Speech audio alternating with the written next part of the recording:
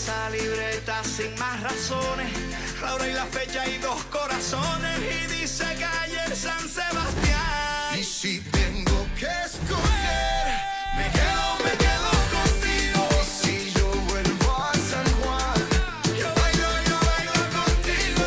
Y si te tengo que olvidar, tú sabes que no va a pasar. Y si te vuelvo a ver, me quedo contigo. Contigo desde Alaska a Buenos Aires, contigo desde Londres hasta Nueva York. Maldito castigo le grito al aire. Si yo sé que contigo siempre estoy mejor. Tengo en mi libreta esa canción boricua, esa que escribí pensando en tu boquita. Y yo quiero bailarla bien apretadita, carita con carita, cosita rica. Tengo en mi libreta esa canción bonita, la que siempre fue tu favorita, la que siempre mueve tu boquita. Y si tengo que escoger, me quedo contigo. Y si yo vuelvo a San Juan, yo bailo contigo. Y si te tengo que olvidar, tú sabes que no va a pasar. Y si te vuelvo a ver, me quedo contigo. guardo en una libreta de direcciones tu nombre escrito y unas canciones, y siento ganas de irte a buscar. Dice en esa libreta sin más razones, la hora y la fecha y 2 corazones, y dice calle San Sebastián. Y si tengo que escoger, me quedo contigo. Y si yo vuelvo a San Juan, yo bailo contigo. Y si te tengo que olvidar, tú sabes que no va a pasar. Y si te vuelvo a ver, Me quedo contigo.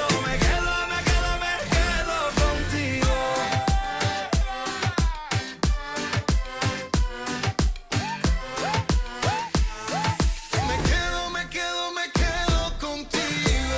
Tengo en mi libreta esa canción boricua, esa que escribí pensando en tu boquita. Y yo quiero bailarla bien apretadita. Me quedo contigo. Tengo en mi libreta esa canción bonita, la que siempre fue tu favorita, la que siempre mueve tu boquita. Me quedo contigo.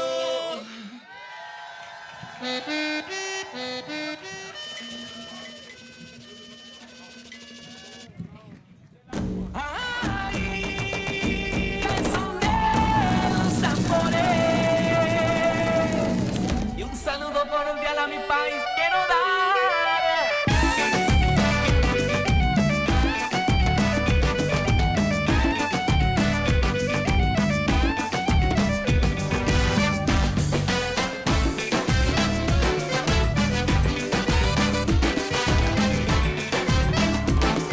Ay, al son de los tambores, esa negra se amaña, y al sonar de la caña va brindando sus amores. Es la negra soledad, la que goza mi cumbia. Esa negra zaramucha, oye caramba, con la pollera colorada. De aquí para allá, de allá para acá, qué buena está. Con la pollera colorada. Mira cómo mueve, mira cómo baila la pollera colorada. Con la pollera colorada. Esa negrita linda, qué rica y sabrosa que está. Con la pollera colorada. Pa' que lo baile Venezuela, Perú, Ecuador y Panamá. Con la pollera colorada.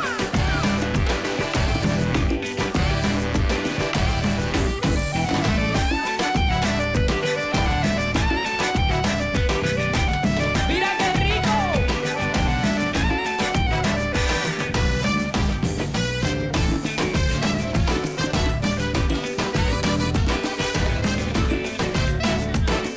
Ay, cuando le canto a Soledad, yo me siento contento, porque con su movimiento inspiración ella me da. Tiene color de canela y mucho olor a la pimienta. Como estoy de contento, oye caramba, con su pollera colorada. De aquí para allá, de allá para acá, qué buena está. Con la pollera colorada. Mira cómo baila, mira cómo mueve la pollera colorada. Con la pollera colorada. Esa negrita, qué buena, sabrosa, qué rica que está. Con la pollera colorada. Y un saludo cordial a mi país, Colombia, quiero dar. México lindo y querido, no se me puede olvidar. Con la pollera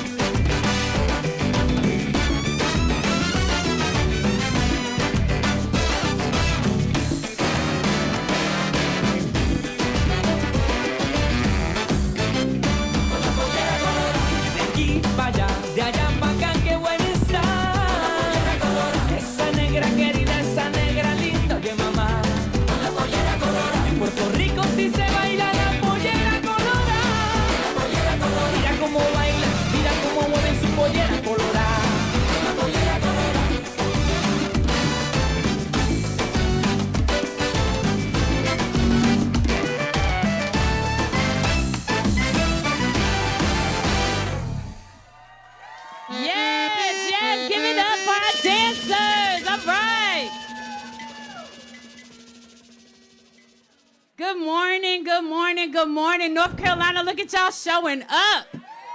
You better give yourselves a round of applause. Let me hear you. All right, guys. My name is Zabora, and I am... Give it up again for our dancers. Taikiri. The Taikiri group. You're welcome. Thank you. If you have found a phone, please bring it to the DJ booth. Thank you. Oh, there's another phone. Thank you so much. Come to the DJ booth if you are missing a phone. All right, guys. We're going to get started. My name is Zabora. Okay. Thank you, y'all. That's sweet. Most of you all have known me I've called you all and said, I'm Z. I'm the same person, okay? I am a early educator for over 29 years. I am a mother, a grandmother, and a part of this community. I am not only a part of this community, but wherever you all live, I'm a part of that community too. So I want you to know that I am here today because of all of you. I'm here because I want employers to have a livable income. I want my early educators to have a livable wage so that they are able to take care of themselves and their families. Yeah. I'm here because I want families to have accessible and affordable childcare. So that's why I'm here. That's my why. And to see all of you all here, your whys are very similar, if not the same. So I thank you all for accepting our calls, texts, emails, phone calls, everything. You know, I thank y'all for showing up. And I will pass this on to Miss Danielle to introduce herself. Hey, y'all. My name is Danielle Caldwell. I am an organizer with the National Domestic Workers Alliance. We dream in black. Woo! Yes. So now, a lot of y'all, I knocked on your doors, I called you, I emailed you, and now you can put a face with a name. We are here today because we know that as early educators, we deserve not a living wage, a thriving wage. Yes, and we are taking one step forward and not one step back. I want you to look to the left of you and look to the right of you. And I want you to know that we are building power together. Right? We are here at this legislative building to tell them that we are child care voters. And if child care is not your issue, you got to go. You got to go. But thank you, y'all. Before we get started with our program, take a moment and listen into, we have interpretation. We believe in language justice here. And I'm going to introduce you to Yasmin. Hi. Hola, ¿qué tal? ¿Qué energía más maravillosa hay hoy? It's wonderful energy here today.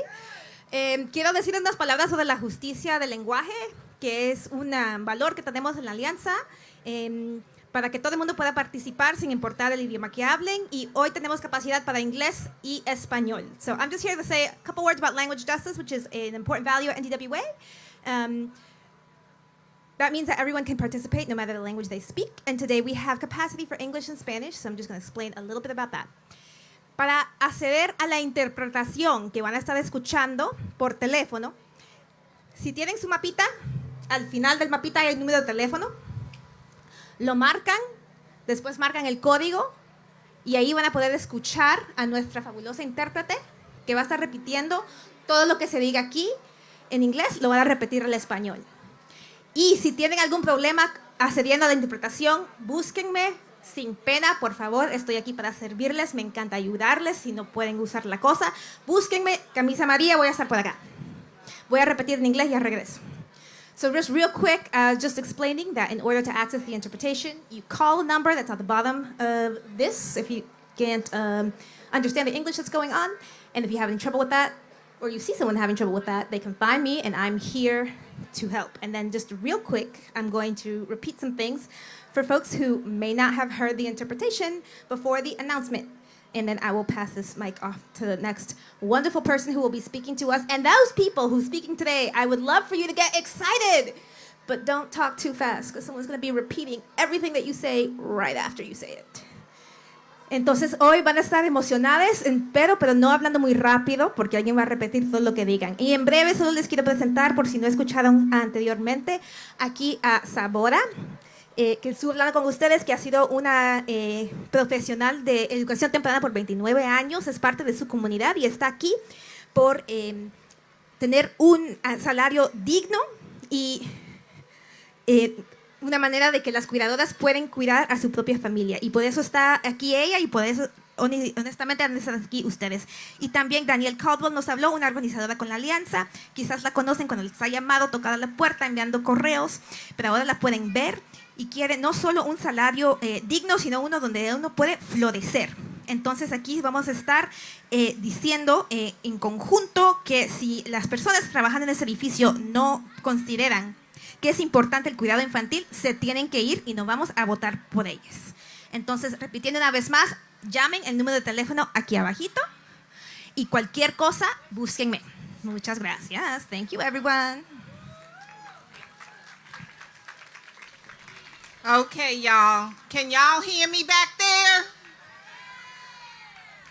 Okay, want to make sure everyone can hear. So, our first speaker today is Courtney Alexander. She is a child care provider and a child care action group leader from Charlotte, We Dream in Black, who helped to build this campaign. So, give it up for Courtney Alexander.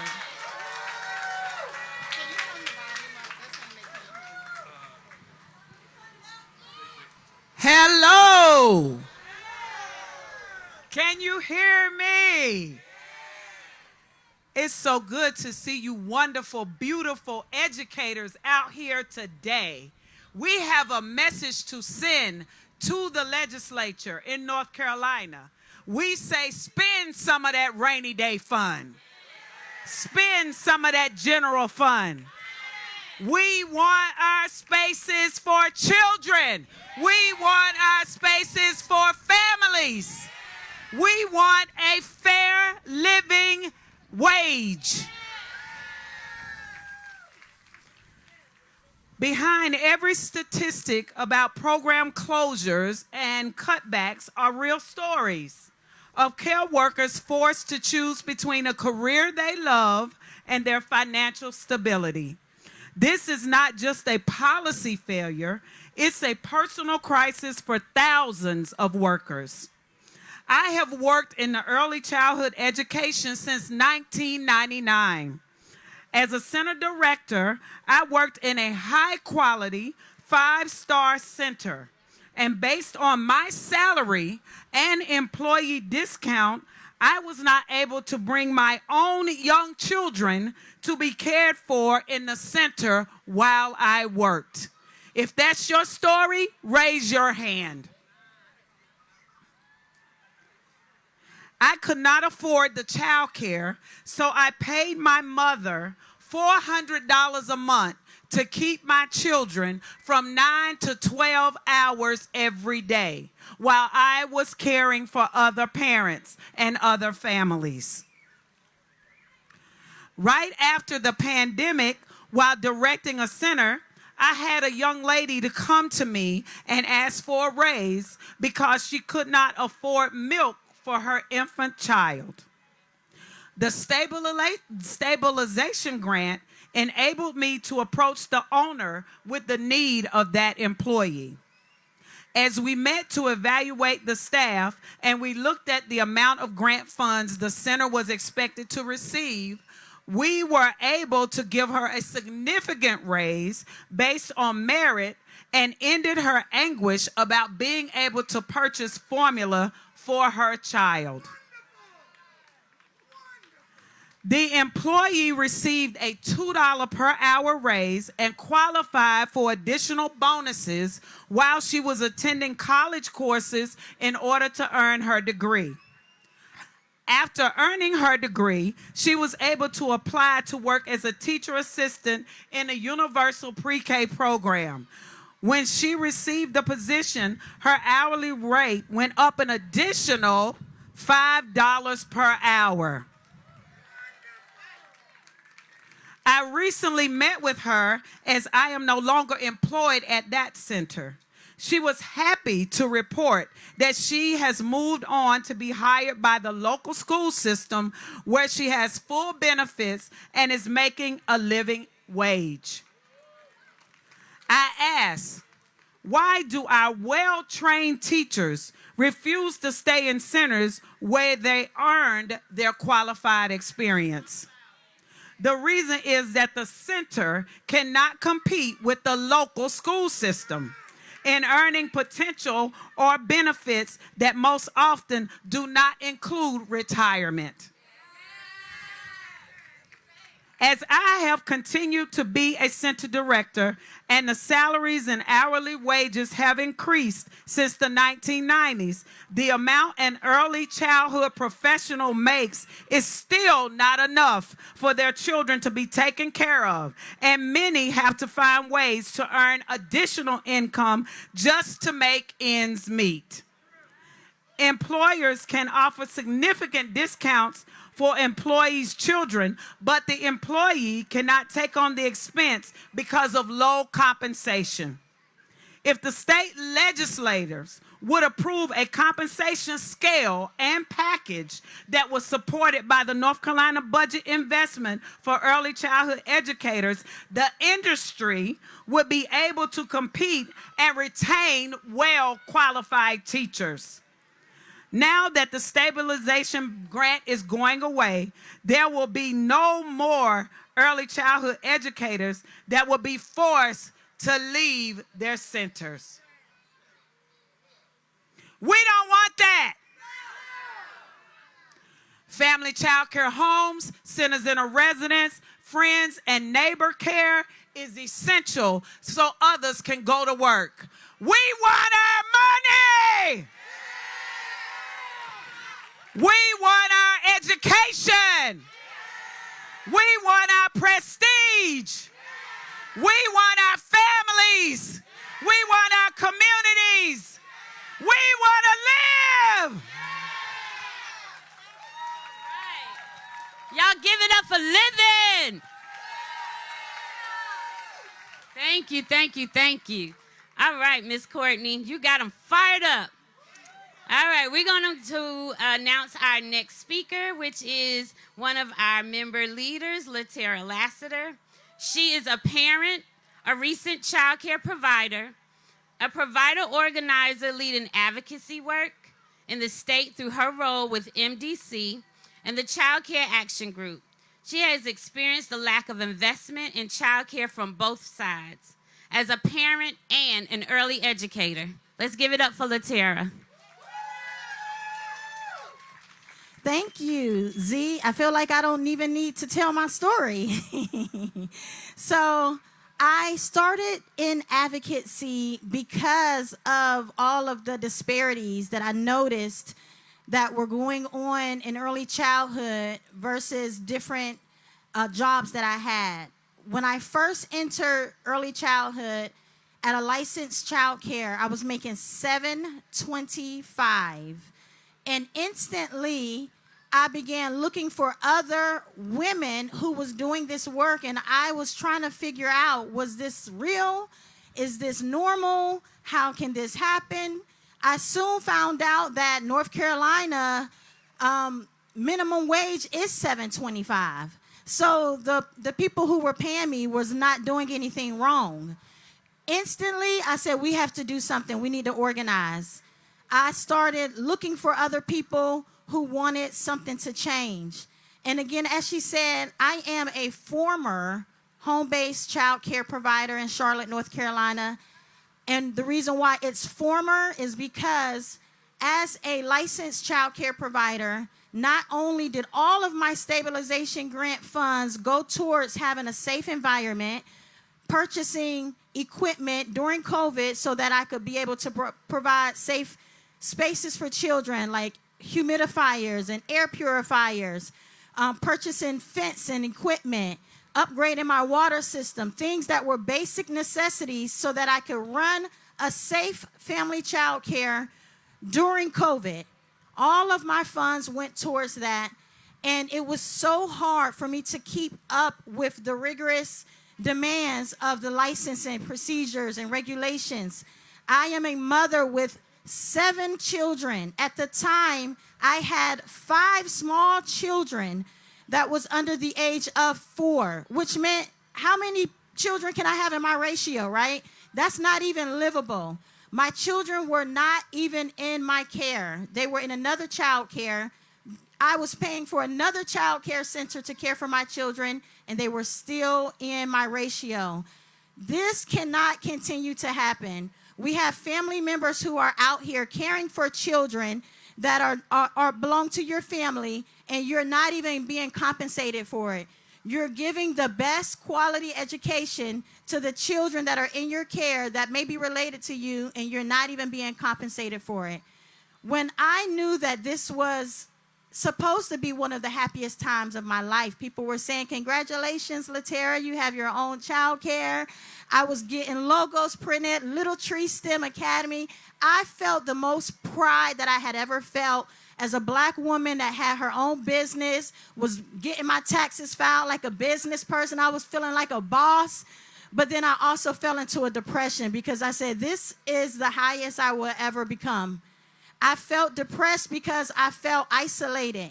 I felt alone. I felt disconnected to what was going on in childcare. I was just serving my family, serving the children I love. And then as I looked at my pay stubs, I said, I am paying for a hobby.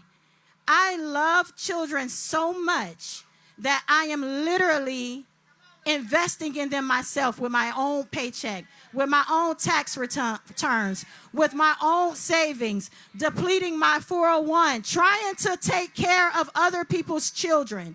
And I said, wow, if a golfer really had to do this for a living, I think that they would end up finding another way to pay for it. This is a hobby that we, all of us who are here, are paying for. We're not asking the state to invest in family child care because we're poor. It's not because we're uneducated. It's not because we have nothing else better to do. It's because child care is a community issue. These children need people like us to be able to intervene and to help them to develop. And the state needs to take responsibility. They don't know where the money is coming from. We have rainy day wages and funds. There's Medicaid. Make this a mental health issue. You can find the funds to fund child care. We don't need any more excuses. We don't need no excuses. We don't need no excuses. We don't need no excuses. We don't need no excuses. Thank you. Yes, Latera said a mouthful. All children are worthy, so all workforce is worthy. We are out here. We are taking one step forward, not one step back. When I say we taking one step forward, you say not one step back. Yes, yes. So right now we're going to bring to the stage Mr. Rob Stevens with the Poor People's Campaign, and he knows the value of a living wage. Give it up for Rob Stevens. Good morning, North Carolina. Try again. Good morning. Well, we're hoping for a good morning in North Carolina. I'm going to change up a little bit. In the Moral Monday movement, we say forward together, and you say not one step back. Forward together. Not one step back. Forward together. Not one step back. Louder together. Not one step back. Forward together. Not one step back. All right. We are here today to declare that North Carolina is a state in emergency. I'm joined here by my colleague, Baby Al, and who, if it weren't for this amazing woman next to me, Ms. Kim Shaw, would be my colleague at work every day. But Ms. Kim runs the Safe Place here, and got some Safe Place folks help. and so I asked her to join me today. I am a part of the North Carolina Repairs the Breach Organizing Committee and Poor People's Campaign. But today, and I bring greetings on behalf of Bishop William J. Barber II, who wanted to be with us today and is in full support of this movement. But today, I'm here primarily as a parent, as the father of two of what we believe are the most precious human beings in this state. And yet we don't act like it. Tell your neighbor, I'm not happy to be here.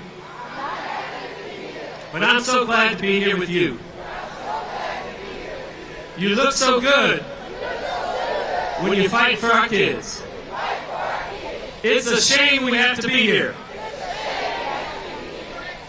This General Assembly is not doing what the Constitution demands. We shouldn't have to be here because the North Carolina State Constitution says in Article 1, Section 1, we hold it to be self-evident that all persons, you know, they didn't say, they were forward-looking, they didn't say just men, all persons are created equal, that they are endowed by their Creator. All right, baby Al. All right, put it on my tab. With certain inalienable rights, among these are life, liberty, and the enjoyment of the fruits of our own labor in the pursuit of happiness. The fruits of our own labor are the tax dollars that they're refusing to give for child care. It's not their money. It's our money. And there's plenty of it. Section 2 says all political power is vested in and derived from the people. That's us. All government of right originates from the people. It is founded upon their will, your will, our will only, and it is instituted for the good of the whole. Say, of the whole. Not just the millionaires. Not just the legislators. Whatever they do, they have to do it for the good of the whole. And so that also means that this is our house. Say, our house. When we march around the building, come back in, and come into our house. We're going to do some reading in there. We might change some diapers on some desks. Let them know what it's like. And then we also have here the state constitution, a right that's not in the U.S. Constitution. It's a right to a basic education. Section 15 says that people have a right to the privilege of education, and it is the duty of the state to guard and maintain that right. It doesn't say education starts in kindergarten. We're the only country in the developed world that believes that we only really have a responsibility to our kids once they turn 5. It is barbaric. It's a shame that we have to hold this up. It is a shame that, for goodness sakes, we're here to even hold up the economy. You've heard the members of both parties, leadership, like to brag about being number 1 in the state for business, 2 years running. And yet, we're 52, according to Oxfam, 52 out of 50 when it comes to workers. That's hard to do, to get 52 out of 50, because we're worse than Puerto Rico and D.C. You can't be number 1 for business if you're number 52 for workers. We need a revolution of values in North Carolina that says workers are our business. Workers' rights are our business. Kids are our business. It's not about lining their pockets. And we know that they passed a bill that will give millions of dollars to millionaires, and then we're the lowest corporate tax rate in the nation already. Last year they voted to make that our corporate tax rate 0. Say shame. The North Carolina Chamber of Commerce, which has supported all their tax cuts and craziness, they even said we didn't ask for 0, but Berger and Moore, they said they wanted 0. Yeah, that's shame now. $2 billion a year that we're going to lose because they want to give corporations, and they're not local, these are multinational corporations that they're getting tax cuts who are donating to their campaigns. It is a special type of cruelty that 1 year ago today they made abortion and access to reproductive justice functionally illegal for poor women and for poor pregnant people. With all the restrictions, wealthy folks and their daughters and their kids, they'll be able to get access by going out of state paying thousands of dollars to do so. But they made it functionally legal, and then they're not going to pass a single dollar for child care. That's criminal. That's immoral. That's ungodly. There's nothing pro-life about not funding child care. I don't believe that what they're doing was pro-life in the first place. But you can't call yourself pro-life if you're not going to put a single dollar towards child care. I'm not on. Huh? I don't have this on yet. And finally, I was walking here today, and the man over there who works in that building, he said, well, what's all the big hubbub again about today? 1, 2, 3, 4. I said, well, we're out here for child care. He said, oh, there's always people who are petitioning for special favors. That's the type of mentality that's in that General Assembly. Now, today we're going to challenge that. It's not a special favor to take care of our kids. You can't say you love our kids and not take care of them. Yeah, I got you, Miriam. We live in a country, in a culture that idolizes youth, talks about young people, and hates young people. And I know that because instead of passing child care, they made it easier to get a gun in a state where the #1 cause of child care is gun violence. Yeah. Gun violence is killing our kids, and that's what they're going to do. We need a revolution of values. Now, I'll say about my kids, there's nothing more rewarding than leaving your kids at a child care center and not having to worry. Sorry, I don't mean to get in the way. It's indescribable. Folks who are parents who are parenting people know there's nothing like having a kid, but there's nothing like knowing that your kid is taken care of. That your kid is loved. That your kid is safe. Every child, every parent deserves that. That's not a special favor. That's a constitutional right. And finally, we know this because our faith traditions tell us. Our faith traditions tell us some 90,000 plus children without any sort that of Jesus said, suffer little children to come to me. He didn't say suffer corporations. He didn't suffer, he said suffer millionaires. Can you hear me? Politicians said suffer little I'll probably children. say something about, like, you know, there are hundreds of people here right now. Take a look, and you could just get off of me pretty quickly. In Hebrew scripture, woe, say woe. Woe unto those who legislate evil, who rob the poor of our rights and make widows and children my prey. It's a shame, for goodness sake, that they would do this. And finally, I know that God loves our kids, because when God chose to send God's son to earth, he didn't send a millionaire. He didn't send a king. He didn't send a soldier. He sent a baby, a precious baby. And that's why we're here today, because we got to fight for these kids. We're not going to laugh when it's not funny. We're not going to grin when they laugh at us. We're going to go forward together. Forward together.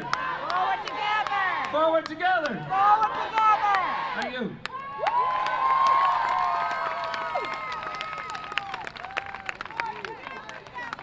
Oh, that was so powerful, yes. That makes sense. That bar was in your way when you were panning. Yeah. Because care can't wait.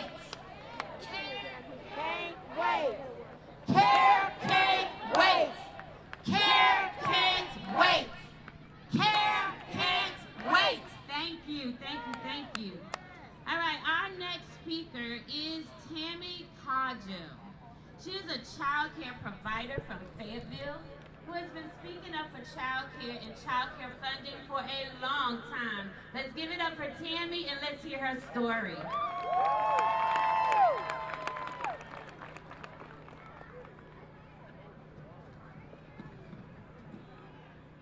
How's everybody doing? It's so wonderful to see so many people advocating for child care. But let me tell you something. This did not just happen. This has been an issue for years. And I'm going to tell you why. This paper you see is brown. It is brown because I wrote it, I think about in 2005. I was just getting into child care. I was going through a filing cabinet looking for something for my daughter. I ran across this letter.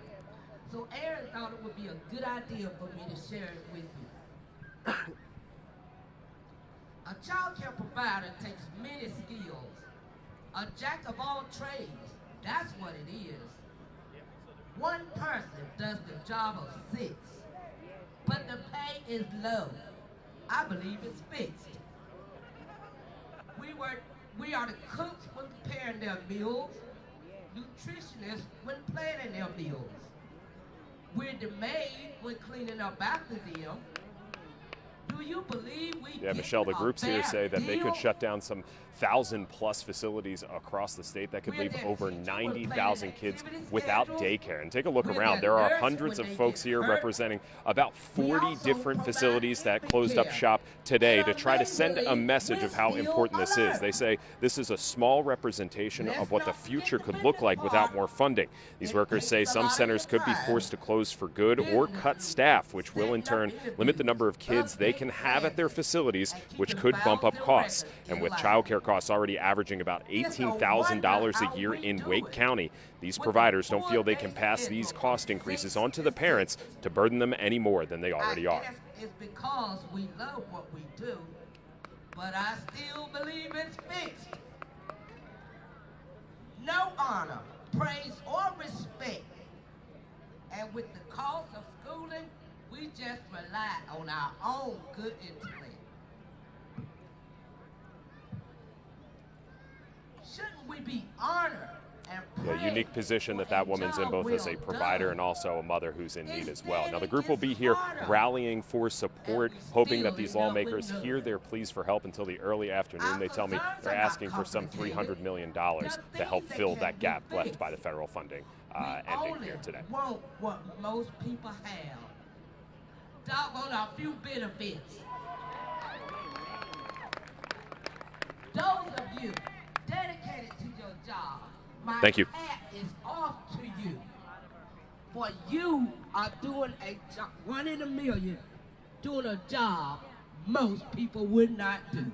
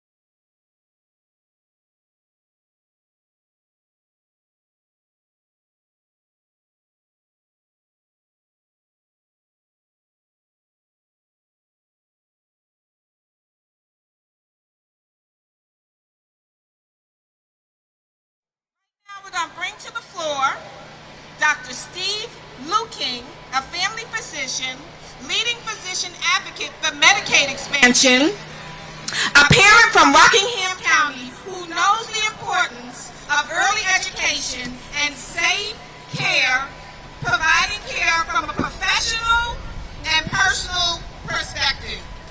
Give them up, give them a hand. Hello, everybody. Can you hear me? I'm a doctor, which means I'm going to be a little more boring than everybody you've already heard already. I'm sorry. But I do have a couple, 3 things to say. I am from Reidsville, North Carolina, where I practice family medicine. Hey, Reidsville! Woo! Rockingham County, yeah. Where I practiced family medicine for 30 years. A large portion of my practice was pediatrics. I love kids. I love kids. I want to take just a moment and celebrate what I consider a tremendous victory, actually. I, like many of you, fought hard for Medicaid expansion.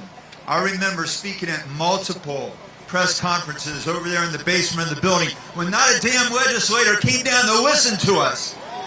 But we got it done. We got Medicaid expansion done.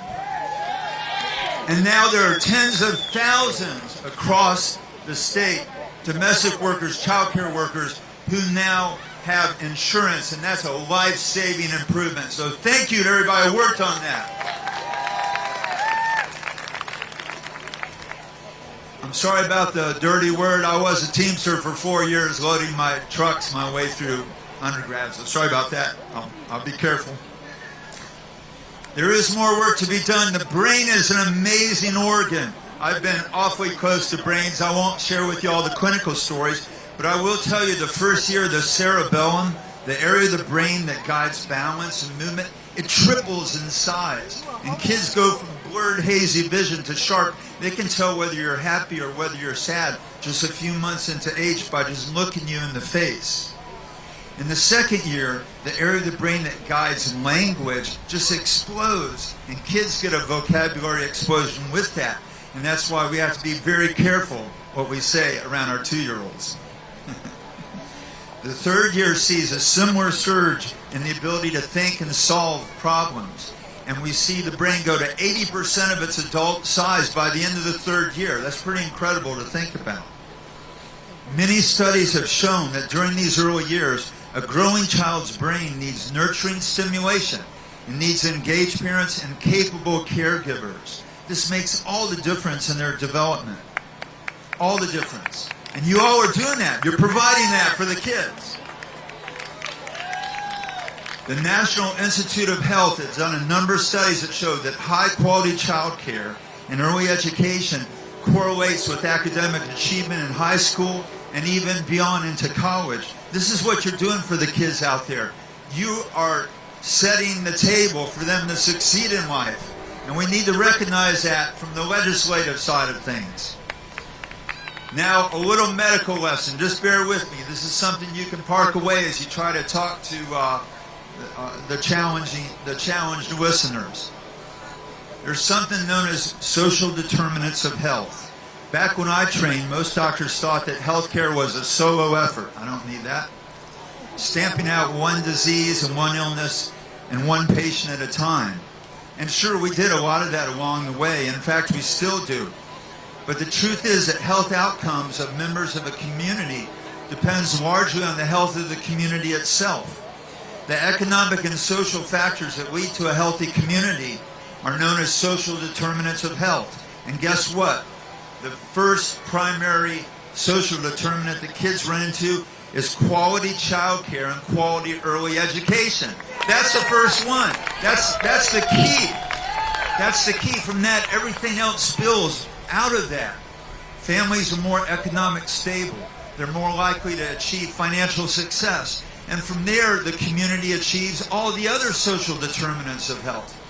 Better housing, better educational access, better health care access. Folks that are more engaged in their community, and on and on. Better nutrition. All these things cascade into healthier kids, healthier citizens, and healthier communities. And it all starts with what you all are doing. You're the key social determinant of health. Congratulations. I don't need it. Yes, I do. So doctors like to strut around and think we're the key social determinants of health. I got news for you. It's the caregivers. It's the parents. It's the folks that take care of the little ones. You all are the key social determinant of health. Congratulations. Now you got to convince some folks over there of that. It ain't easy. I can tell you, I beat my head against the wall for 12 years for Medicaid expansion. So let me just finish up by saying this. To our state legislators, I would say this. Don't waste 12 years like you did with Medicaid expansion. Our families cannot wait that long. Our child care workers need improved wages. Our families need more affordable services. And our owners and operators need the financial support of the state to survive this crisis. It's all a matter of priorities, folks. It's just priorities. If the General Assembly can somehow find $500 million, that's a B, to fund private school vouchers for the wealthy, for folks earning my wage and higher, they sure as hell can find enough money for the kids of this state. Thank you. Yes. Essential workers need essential money. Okay? Give it up for Dr. Steve Lukic. Thank you so much. For the remainder speakers, we're asking you to keep it to at least 2 minutes, okay? That way we can move our program along and get us some lunch, all right? All right, so next up we have Miss Emma. Miss Emma is our NDWA member leader, okay? Like she be doing the thing in here, right? She is a child care center director from Charlotte, rallying other directors around the issue of teacher pay, child care investment, helping to lead outreach and messaging with our child care action group. Please give it up for Miss Emma. Thank you everyone for showing up today. I want to tell you first about one of my favorite quotes by Snoopy, because I love Snoopy. In an old Peanuts cartoon, Lucy demanded that Linus change the TV channel so he can watch what he wanted to, and she threatened him with her fist. He said, "What makes you think you can walk in here and just take over?" Lucy said, "These 5 fingers." Lucy said, "Individually, they are nothing. But together, when we curl them together, we become a single parent union that forms a weapon that is terrible to behold." "What channel do you want?" said Linus. And walking away, he said, looking at his hands, "Why can't we get organized like this?" So I want you to take a second and look around, because we are organized here today, and you deserve to be honored and praised for just showing up today, and we appreciate you. As we are here celebrating, networking, standing in solidarity with one another, I can't help but to say that in child care, we've been sick. We've been tired, and now we are sick and we are tired. I am disturbed, and I'm just putting it nicely because we have children here. But we are disturbed because we are standing in the same spot that we were last year on April the 20th with the same demands of the $300 million that we need to keep our doors open beyond June 30th. Instead of this being a celebration for our General Assembly, for valuing our educators and our children, we're here to put more pressure on these elected officials because they still do not value the work that we do. They do not value the children in this state, and nor do they value educators that take care of our precious children. Today, we will be marching around this building, but that's still not going to be enough. We have to keep showing up. We have to keep writing. We need to keep calling, sending stories to your elected officials. And let me remind you, they are elected and they work for us. We have child care champions that work in these buildings. Those are not the ones that need our dire attention. They need our support in knowing that we stand with them. But we need to start calling out the names of the reps and putting on blast the ones that need to go in November. You cannot be a representative in this state and say that you don't value children. If you are not registered to vote or you do not vote, time is still on your side. We need you to register because we have to awaken the sleeping giant. You can believe what you want about abortion. That's your personal belief. And it's great to be pro-life. But how dare they tell us they'll be pro-life in the womb, but not be pro-life once that child is birthed? I'm going to close, and I'm going to tell you this. Respect our existence or expect our resistance. Thank you.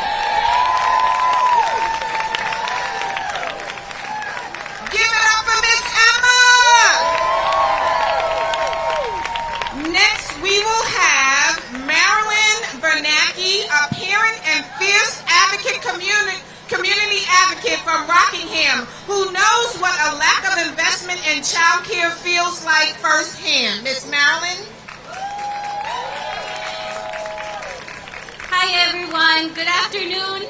Like she said, my name is Marilyn Burnaby, and I am here today representing Rockingham County as a concerned parent. So the Rockingham County Partnership for Children is currently working on local solutions to the child care crisis because we are so desperate. We have formed a Kids Ready Coalition and developed an action plan with solutions. One of them releasing a locally produced documentary by CTT Productions called An Unusual Reason. And actually, a lot of you come out in this documentary, so if you want to check it out, go to rockinghamkids.org/an-unusual-reason. But we can only do so much on our end. Oh, baby, I'm coming, I promise. So in this coalition, I learned that childcare centers are not a profit-making business, so some are forced to close. I learned that teachers are not being paid their worth. They are experiencing extreme burnout, yet they are expected to provide a safe, loving, nurturing environment while teaching at a high-quality level without a livable wage. I also found out business and industries are losing employees because of the childcare crisis. People are unemployed because they can't find childcare. In 2021, Pew Research shared that 48% of people that left the workforce was because of childcare. So who can help solve this? Is it the government's job to step in a situation like this? So I Googled, what is the purpose of Congress? And it said, Congress enacts laws that influence the daily lives of all Americans and is intended to serve as the voice of the people. Well, we are all here today. We're united as one, united for a change of a broken system that can be fixed with tangible solutions.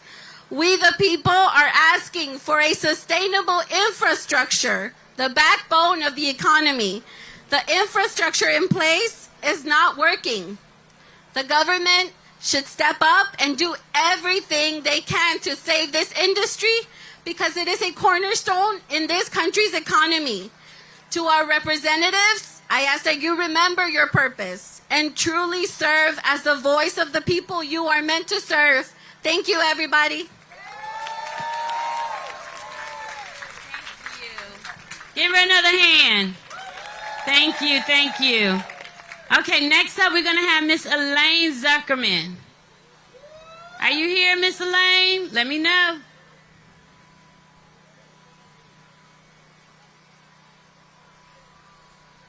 Okay, while we're waiting for Elaine Zuckerman to come up, how about we have Tara Flint? I hope I said that right. Thank you. Miss Tara Flint, who is a fierce advocate for child care, and she is going to come up and tell her story. Everybody give her a hand. Oh, yeah, she powerful. Oh, she powerful. I heard her. I was already asked, are you that big pastor lady that was here last year and we marched the walls down in Jericho?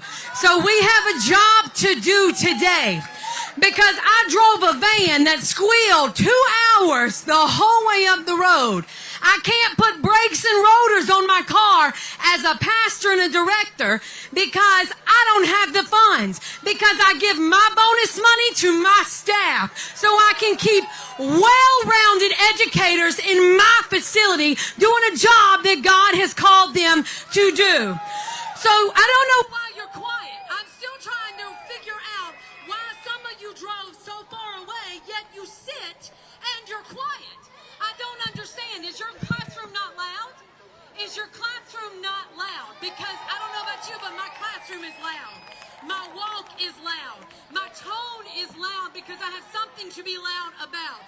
God called each and every one of us here for a purpose, and it's not to sit. It's not to sit. And I don't know about you, but I spend my days going to vote on these people to make a call about my life. I spend my life voting for them. It's time for them to take their life, spending time on us. Time on us.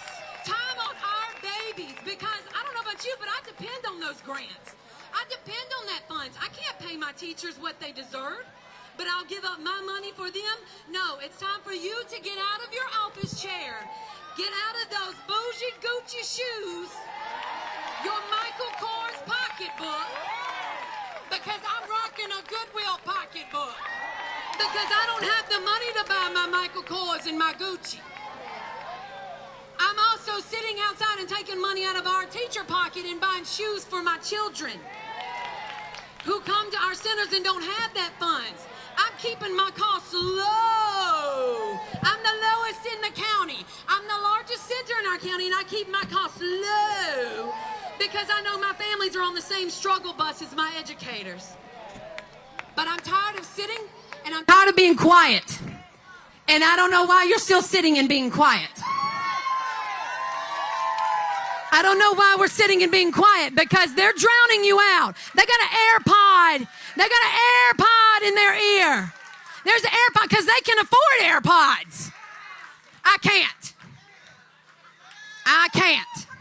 But God didn't call me to rock an AirPod. God called me to rock a baby. And it's not daycare, because I don't care for days. And you surely ain't a babysitter, because you don't sit on babies, but you sit off of the clock doing for your babies.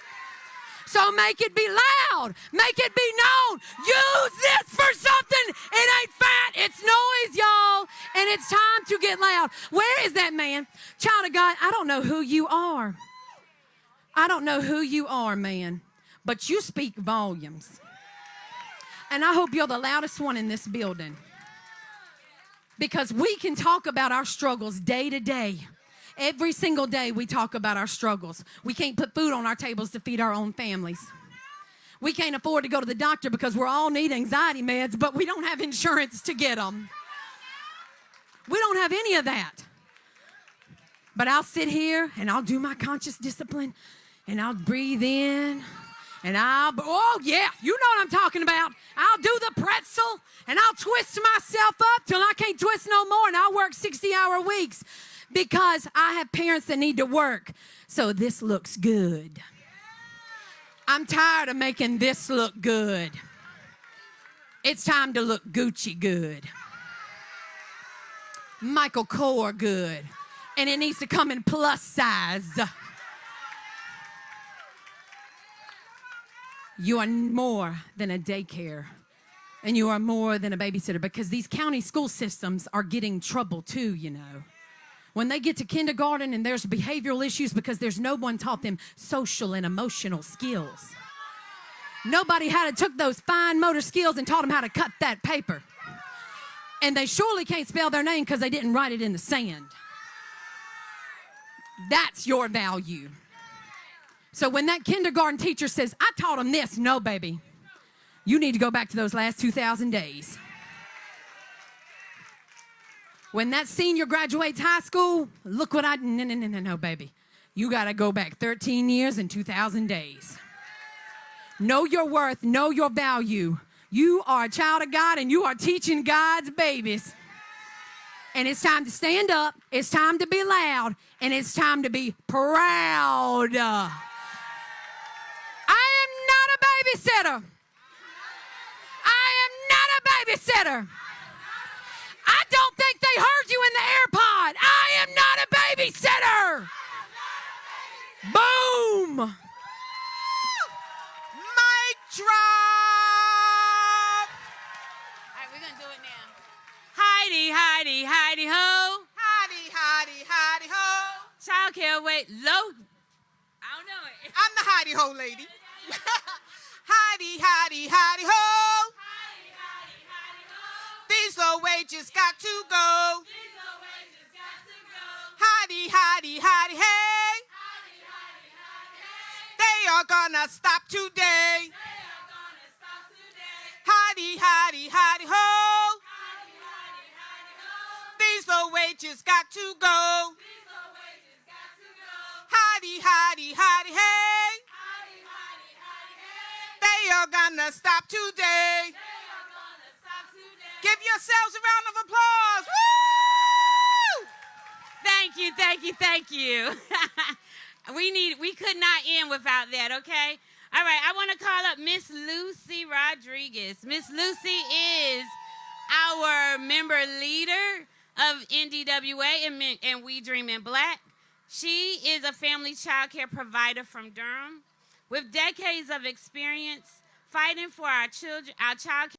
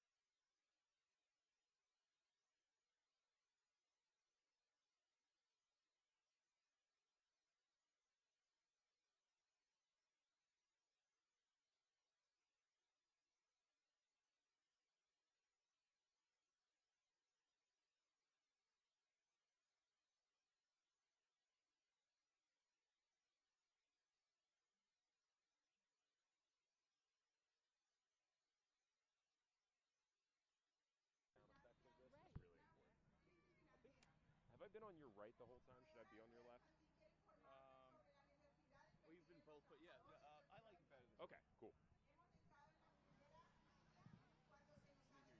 Check 1 2 1 2. Check check check check check check check check. Check 1 2. Yeah. All right, so hard question out of the way first. Just first and last name stuff. Jasmine Gibson, JasmineGibson.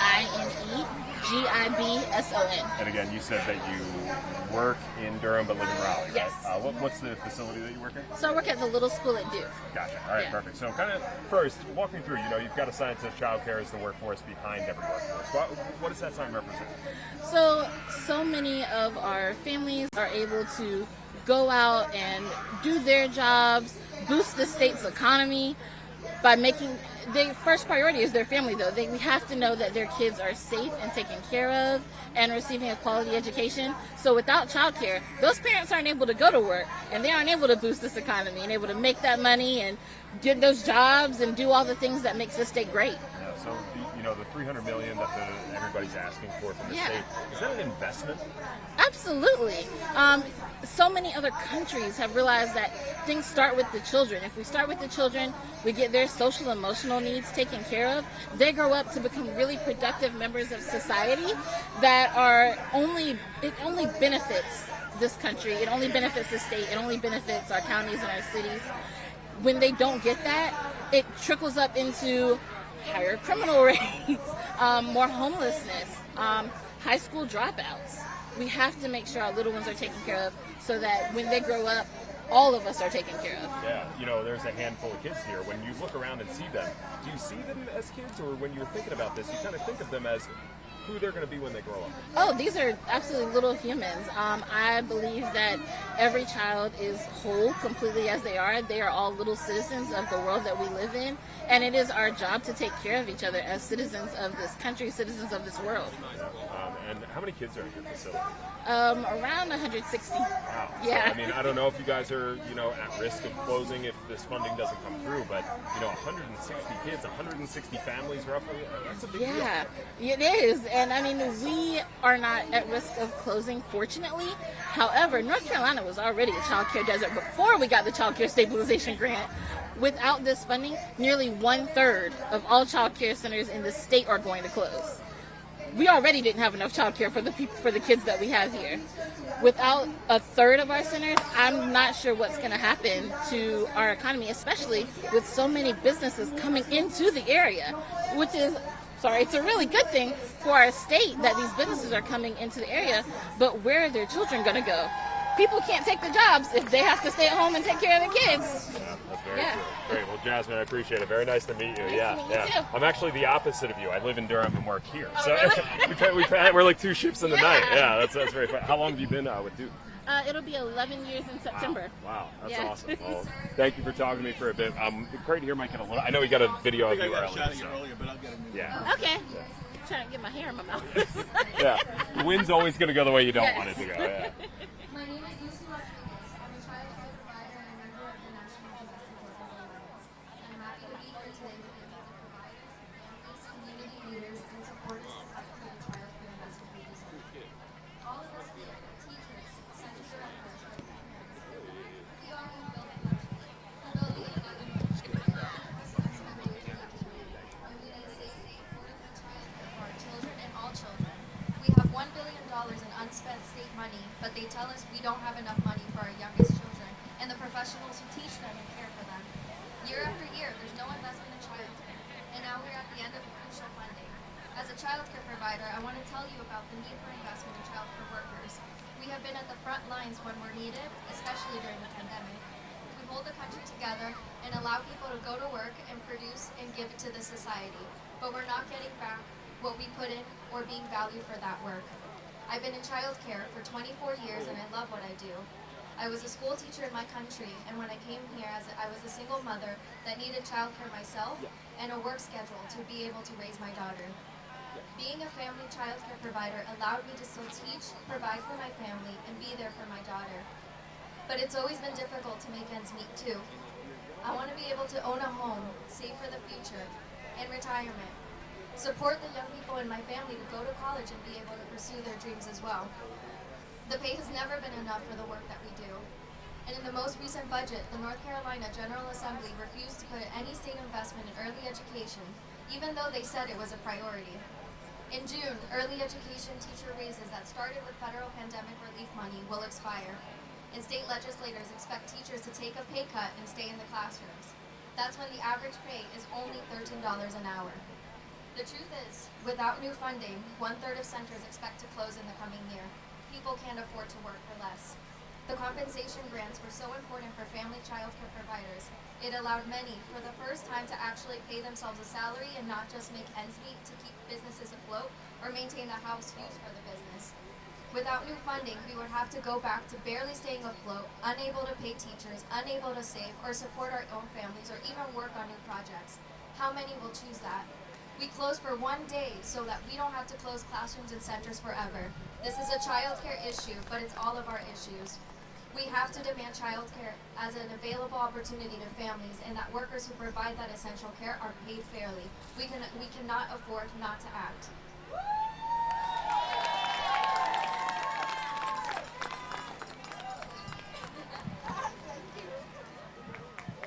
Give it up for Miss Lucy! Yes. Okay, everyone, that concludes the speaking part of our program, but it ain't over. I need everyone, could you please move over to where the lunch part is? We have a drone. We want everyone, when you get over there, to look up at the drone and say, "Care can't wait. Care can't wait." We're only gonna say it one time, or we can chant that a little bit later. So please, everyone, go over to the center where they're lining up for lunch. It ain't over. We just want to feed you. We have a march that we're going to be doing after that. So when I give the signal, I want you to say, "Care can't